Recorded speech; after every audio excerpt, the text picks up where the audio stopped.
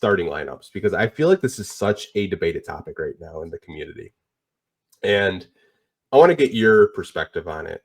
Obviously, the starting lineup most nights is Cade Cunningham, Jaden Ivey, Tim Hardaway Jr., Tobias Harris, Jalen Duren. Do you think they do need to make a starting lineup change? And what position would you like to see them maybe rotate in? I think it's tough because the guy I'm about to mention was awesome last night. And I still think he's been good for this season. But I think one of the Pistons' biggest issues in the past month or 6 weeks has been slow starts. And I think that has kind of coincided a little bit with Tim Hardaway Jr.'s kind of I haven't looked at the percentages, but it feels like he's just in a slump from three. So for me, like I don't think you change it now for the Lakers game, just how they played. But if we're looking over the next couple of weeks, if things trend the same way, like I would put Malik Beasley in at the three. I know he's undersized, but I think this team, like they really just need someone who can hit a couple of threes in the first quarter, take the pressure off Cade, allow Cade to just really lean into being a facilitator in the first quarter, because I think that's what he did yesterday and that's what he likes to do.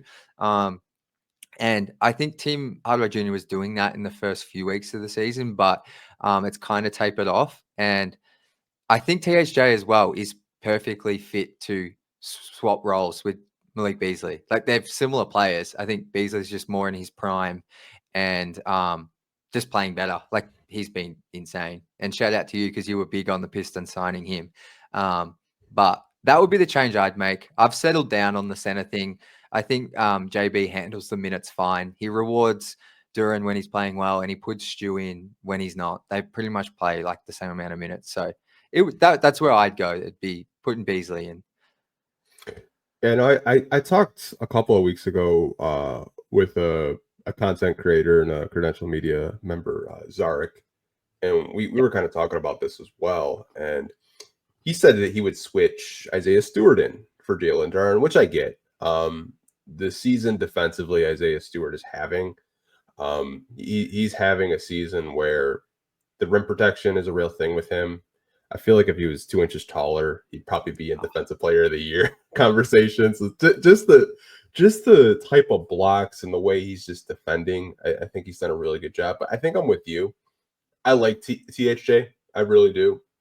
But there are games where he lays an egg and it's like maybe 5 points. And like when he's not really hitting a shot, the offense kind of gets cold. But nights like last night, I don't expect to happen every game. He just came in, he was hitting his shots, and you kind of just saw the floor kind of open up for Cade Cunningham and Jaden Ivey because the Suns didn't really know who to guard.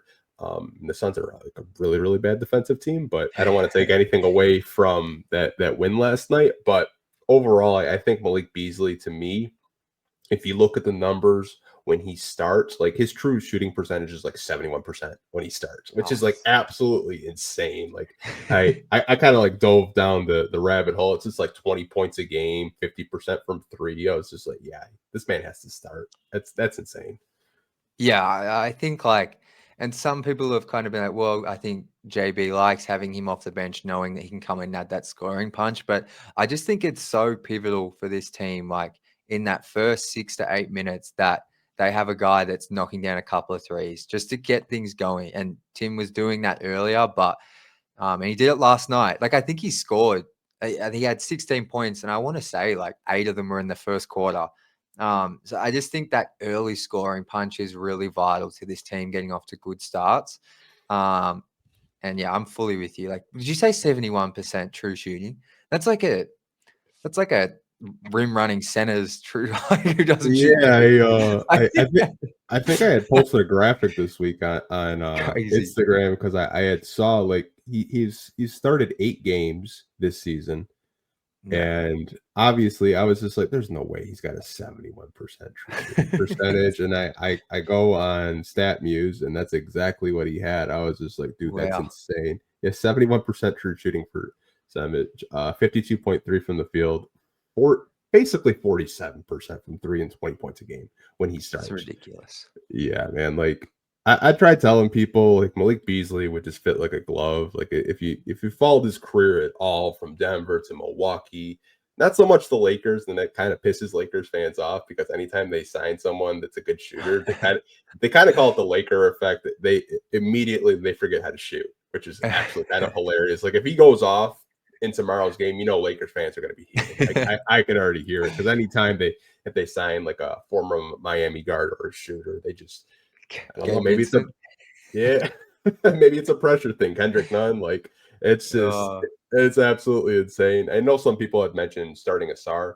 My only thing with Ausar is I think eventually he will be the starting small forward on this team or power forward. Who knows? But the shooting right now, just I don't think it's consistent enough for JB to probably feel confident. I think defensively, he's a good player. I think he's still trying to get into basketball shape too. And missing all those games with blood clots, obviously, I think a lot of people just automatically want him to play 30 minutes a game. He's still on a minute restriction. And he may be in another minute restriction for another month or so. You never really know with these, blood clot situations. But it's good to have him back. But I think Asar will start. I just don't think it'll be right now. yeah, I'm with you. And I think like the goal should be right now, like keep like especially opening games, let's keep that spacing like you mentioned, because at the end of the day, we need Cade firing on all cylinders to win games. And like especially early, like have that spacing, continue to give that for Ivy and Cade. Because we saw a healthy Jaden Ivy yesterday. Like he needs the spacing just as much. And those two together are like they're so fun. Like I love both of them.